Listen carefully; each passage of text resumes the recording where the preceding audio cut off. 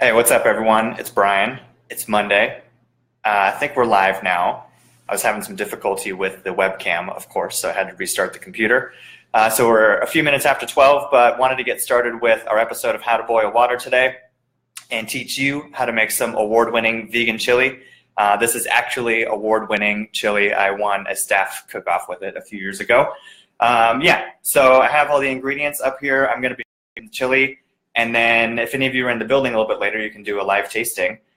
So you can look forward to that as well.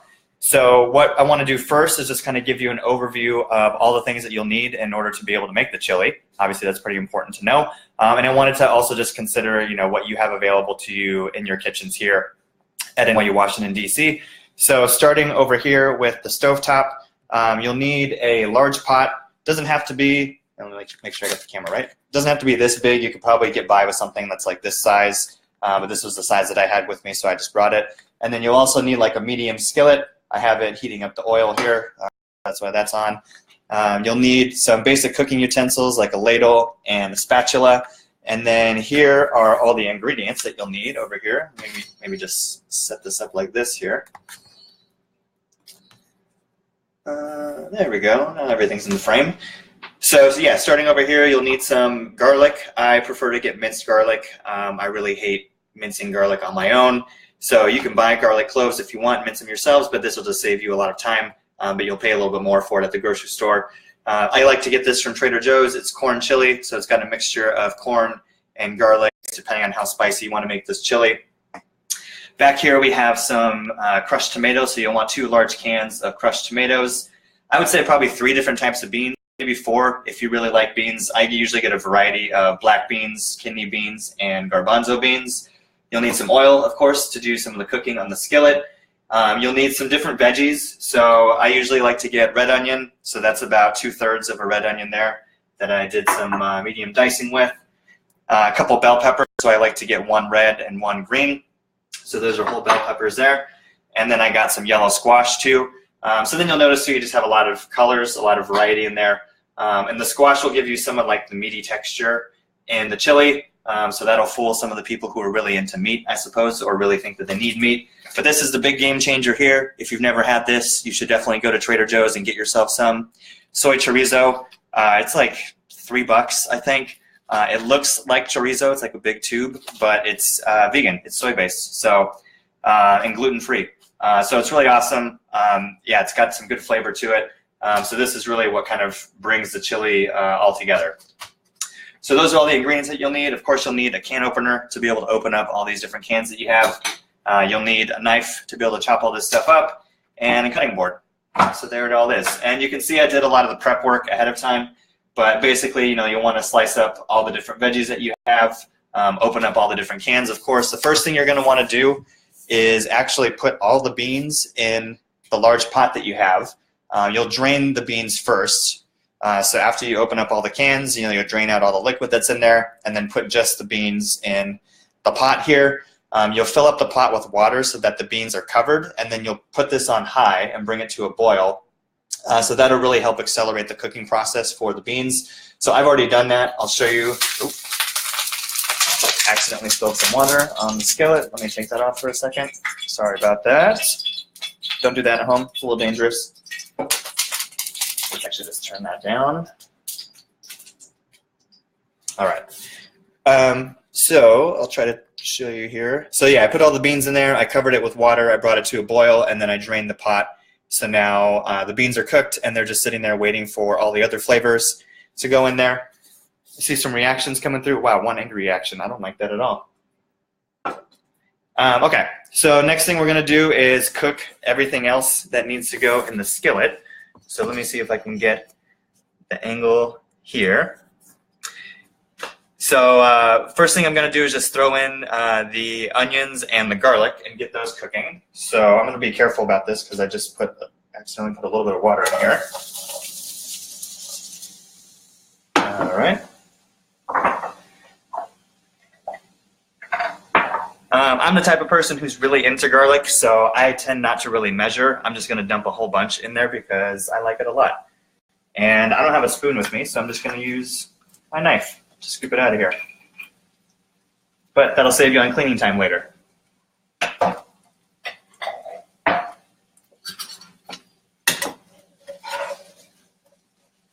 So you can just go ahead and mix up the garlic and onions, and I'm going to turn the heat back up now. I think we're good to go now that I have some food in here. So you're going to let this cook just for a minute or two, just to get it softened up, basically until you start kind of getting the aroma of the garlic and onions. Then you're good to go at that point. I'm already sensing like this probably isn't going to be a large enough skillet based off of all the other ingredients that I need to put in here, so I might need to set some of this stuff aside while I'm cooking everything else, but we'll kind of see how things go. But if you have a larger skillet in your apartment, then that would probably be preferable.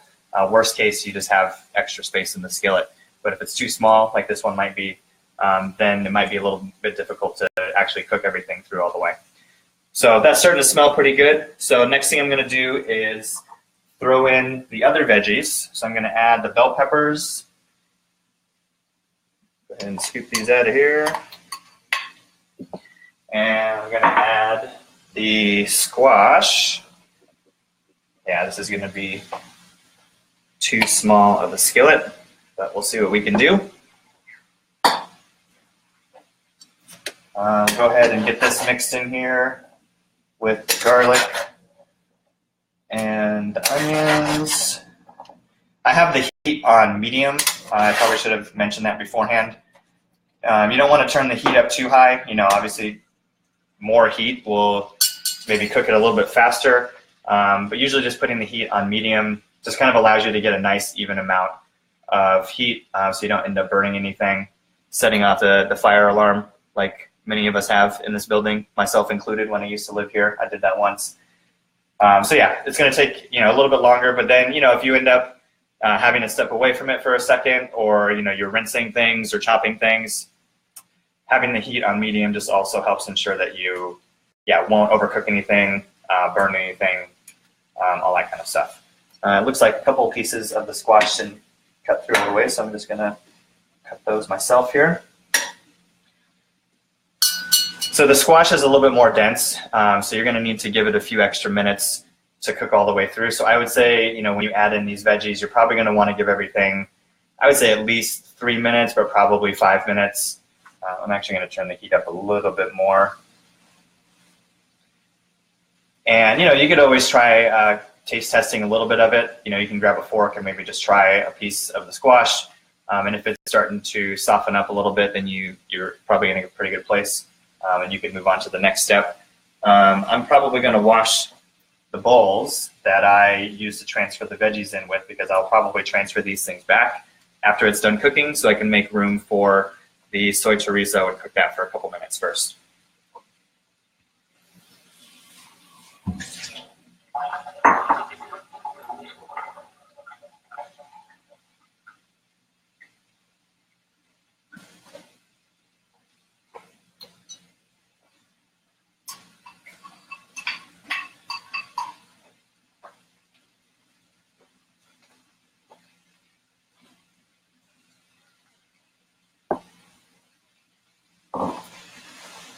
So while that's continuing to cook through, I'll probably just talk about the ingredients a little bit more. I got everything from Trader Joe's, so I was able to get everything from one place, except for some of the things like the kind of basic cooking things like salt and pepper and the cooking oil. I already had those on hand. If you don't, you can get those from Trader Joe's or any other grocery store too. And the minced garlic I had on hand as well. But all the other ingredients I just purchased in one shopping trip. I spent about $16 on all of this, and when I'm all done, it's going to make about 8 servings. So pretty good value, considering that you're going to get a pretty well-rounded meal, pretty nutritious, really tasty, award-winning. Did I mention that once or twice? But the breakdown is going to be about $2, maybe up to $3 per serving, depending on what other kind of additives you need to get. Again, if you don't have the red pepper flakes and you need to buy those, or you want to add any of your own preferred spices or vegetables. These are the ones that I prefer to have in here. So it's kind of up to you, whatever you want to do. But yeah, this is what I chose to do, and it ended up being about $16. So these are starting to look pretty good. I think I might just need another minute or two. Let's mix it up a little bit more.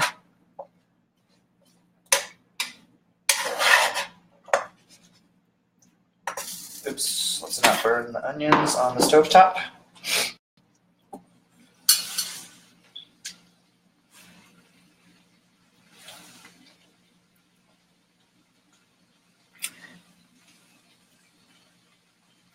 One thing to keep in mind too is this doesn't have to be cooked through completely, because after we go through this initial cooking phase, we're going to be combining everything into the large pot where the beans are, and then bringing everything to a boil and simmering it for a while as well.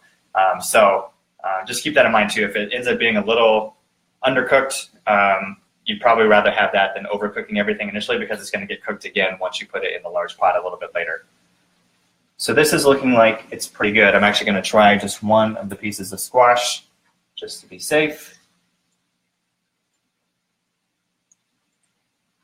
That's starting to feel pretty soft. So I'm going to go ahead and transfer this. Actually, you know what? I'll just put it into the large pot since it's going to go in there later anyway. And then what I want to do next is cook the soy chorizo. And I'm going to cook the corn salsa just a little bit. It doesn't really need to be cooked because it'll be cooked in the large pot again, but that'll just help bring some of the aromas out of it. So again, soy chorizo, really awesome. It's kind of a funny ingredient to work with, because if you've ever had chorizo, it's like in tube form. So they make this soy chorizo to look like the same thing. So it's like a big tube of soy meat. There it is. So what I'm going to do is just cut this in half on the cutting board here, and then you basically just squeeze it out. It looks kind of gross when you're doing that, but it's really tasty. You're just going to have to trust me on that one if you've never had it before. And yeah, you squeeze out the entire tube. You definitely want all of this in there. Like I said, really tasty, a lot of good flavors. And this is again where, you know, this I think is a chili that appeals to everybody, because there's a lot of people who really, you know, like to eat meat as part of their regular diet. I personally, I don't eat meat on a regular basis. I occasionally have seafood, but for the most part, I'm like vegetarian 99% of the time. But this is a good way to, I guess, kind of trick people who are omnivores into thinking that this chili has meat in it, even though it doesn't. But then also for those who are vegetarians or vegans, again, you're going to get a lot of the protein in your chili that you might be lacking, I guess, if you didn't have, you know, another protein substitute in there. So I'm almost done squeezing all this out here. Yeah, so you can see this kind of comes out in like big chunks. So what I'm going to do is just break it up a little bit with the spatula, just to get it into smaller pieces. It looks like actually most of the oil came out of the pan when I transferred all the veggies over to the pot. So I'm just going to pour a little bit more oil in here. Not too much, maybe like not even a tablespoon, I would say. But just enough just so that there's a little bit on there so the chorizo doesn't end up getting burned. Again, don't end up setting off the fire alarm. So this is looking like it's pretty broken up here. I'm just going to go ahead and scrape off the extra from the spatula into the pot there. And then that's pretty much it. You're going to just leave it in the skillet and let it brown. That will probably only take, I would say, 3 minutes or so, depending on what temperature you have it set at. You'll keep mixing it up, you know, periodically. And then once you see it start to get a little bit darker in terms of the shade, then you know it's all done. So while that's happening, I'm going to add the corn salsa to this and just pour the whole jar in there.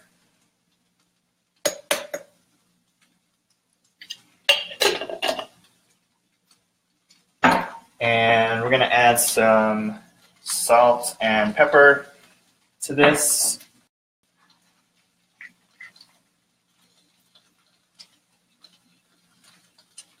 That's probably good. And I'm going to add some of the red pepper flakes to this as well, and just let all that cook together.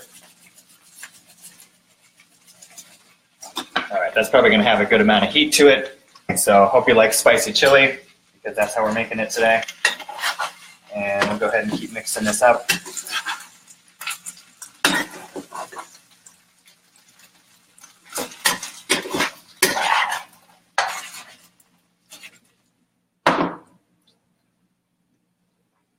And again, I'm just going to scrape this stuff off of the spatula, trying not to make a mess here.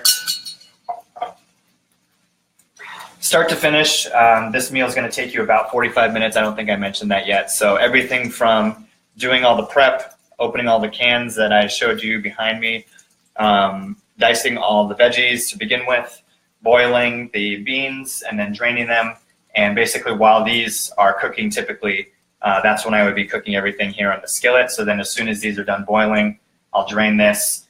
And then basically at that point, everything's ready to be combined and then brought to a boil again and then simmered. But I just did some of this ahead of time to save on time so you didn't have to sit here and literally watch me boil beans. That'd be like watching paint dry, and you probably wouldn't like that very much.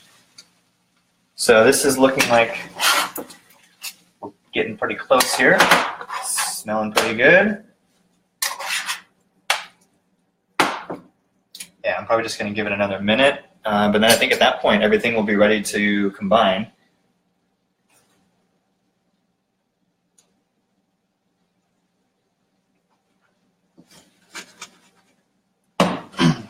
These beans and veggies are looking pretty good.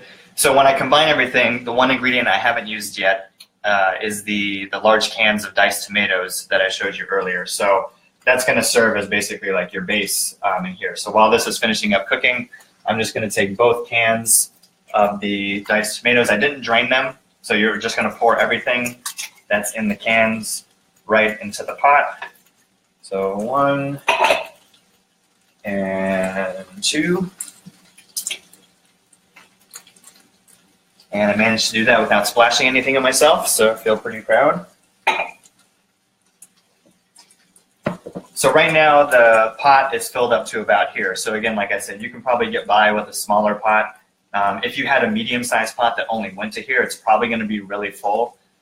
So you might have to be careful if you were going to try to make this exact type of chili with these exact proportions. One thing you could do is just cut all the proportions in half and then just make chili that way. So you could use, half of the roll of soy chorizo, half the corn salsa, half the amount of beans, et cetera, 1 can of the crushed tomatoes. And then that'll get you about 4 servings instead of 8 servings. So if you're just cooking for yourself and you want to make something that you can kind of eat throughout the week, you can do that. Or if you and your roommate are cooking together, then you can make this proportion size, and then you'll have 8 servings. Or even for your entire apartment, you'll have enough for everyone to have like a couple meals basically for the week, which is pretty good. So this is starting to brown, which is perfect. So now at this point, I'm just going to go ahead and turn this heat off and just combine everything into the large pot again. I'm going to go ahead and scrape off the last bit on the spatula. And now I'm going to turn this burner back on. So I've had it off this entire time since I boiled the beans and drained them, just so I wasn't burning anything. So let's go ahead and turn this back on. Again, you're going to bring this to a boil. So just to the point where you see it start bubbling a little bit. And then at that point, you're just going to reduce the heat to low and put it on a simmer for 20 minutes. So I'm going to go ahead and just mix everything up in here, because right now it's kind of layered. All the beans are at the bottom, followed by the veggies that we cooked up, and then the tomatoes that I added in, and then the chorizo and corn salsa. So want to make sure we get everything nice and mixed up. It's looking pretty good. You will probably want to add a little bit more salt and pepper just to taste, so don't overdo it. Just kind of sprinkle a little bit of salt and a little bit of pepper, and you can go ahead and mix that in.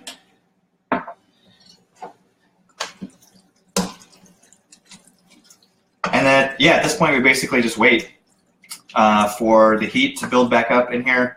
And you'll see you should have a little bit of liquid in here because you had the juice from the crushed tomatoes or diced tomatoes in here. So you'll start to see that bubble once you're getting back to kind of the boiling point. If you don't have that much liquid in here, you might want to add a little bit. You can just add a little bit of water, like maybe start with a ½ cup and then just kind of gauge it from there. You do want a little bit of liquid to be in here once you've combined everything, because if there isn't, again, you can start to really burn some of the ingredients or overcook them, and you do want, just kind of that little bit of the liquid base to be in here. So, yeah, that's pretty much it. That's how you make award-winning vegan chili. If you want to make it a vegetarian chili, I suppose you could add cheese to it, or you could, if you wanted to make it a meat-based chili, you could do that. I really like the soy chorizo. I think I've mentioned that like 10 times now. So you should definitely try some if you haven't done it yet. I'm going to let this come back to a boil, and then let's get the camera right. There we go. And then let it simmer. So that's probably going to take about, I would say, 20 minutes max. So it's 12:25 now. If you're in the building at NYU Washington, D.C., and you don't have class until 1 o'clock, or you have nothing going on this afternoon, go ahead and meet me in the reading room at 12:45. I'm going to bring the chili down with me, and you can do, I guess, a live taste testing, or you can just basically eat some chili with me and see how you like it. So hope you enjoyed this tutorial. Hope you try this vegan chili recipe at home. I'll be sharing out this video and the recipe for the vegan chili later this week, so you can have it and use it whenever you like here or after this semester. But that's it. Have a great day. Thanks, everyone.